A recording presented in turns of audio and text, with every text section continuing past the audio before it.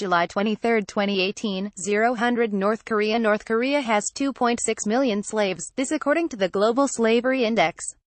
The fight against slavery is more difficult because the authorities are involved in the exploitation of people. North Korea's tragedy is much more about lost freedom through the brutal suppression of human potential than missiles. Perth Asian News Agencies. North Korea ranks first in the world in modern slavery, with 1 out of every 10 citizens its victim, this according to Global Slavery Index by the Walk Free Foundation. The Australia-based organization is dedicated to monitoring and ending various forms of slavery in the world. Its Global Slavery Index found that outside North Korea, the countries with the worst prevalence of slavery are Eritrea, Burundi, the Central African Republic, Afghanistan, Mauritania, South Sudan, Pakistan, Cambodia and Iran. More than 2.6 million out of 25 million of Kim's subjects live under modern slavery, the highest proportion of slaves in the world. In a new report, the foundation argues that the North Korean government had the weakest response to slavery out of all the countries surveyed, as it is itself involved in forced labor. The report defines modern slavery as slavery itself, as well as human trafficking, forced labor, debt bondage, forced or servile marriage, and the sale and exploitation of children. With respect to recent diplomatic negotiations between North Korea and the United States and South Korea, there's a strong focus on bombs and missiles, but the North Korean tragedy is much more about lost freedom through the brutal suppression of human potential, said Andrew Forrest, founder of the Walk Free Foundation.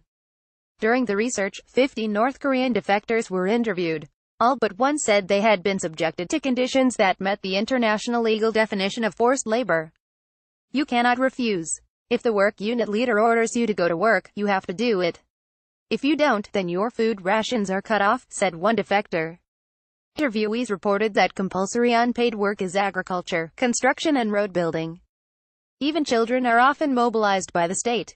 North Korea is essentially a slave state that uses its own citizens for the Kim regime's benefit, said Amanda Mortwedo, of the Committee for Human Rights in North Korea. The picture that emerges is as disturbing as it is unique, says the report. While gaining access to a wider sample of workers across North Korea itself is simply not possible, there is no reason to doubt that the first-hand experiences related by this group reflect the brutal reality of modern slavery perpetrated by the state. North Korea recently announced an amnesty from the 1st of August for people convicted of the crimes against the country and people, to mark the 70th anniversary of the regime's foundation.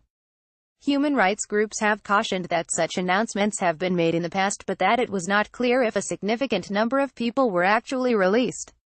The Global Slavery Index also noted that other countries have indirectly become complicit in the exploitation of slavery through the importation of goods produced through forced labor, with the United States importing the most at-risk goods of any nations, at US $4 billion a year. Cheap labor also falls within the modern definition of slave labor. About 55% of the new slaves are in Asia, where no-cost labor in manufacturing sector is widespread. At the top of the ranking, after North Korea, we find Cambodia, India and Qatar. In absolute terms, India has a record 7.98 million slaves, followed by Pakistan with 3.18 million, China with 3.86 million and Iran 1.28 million.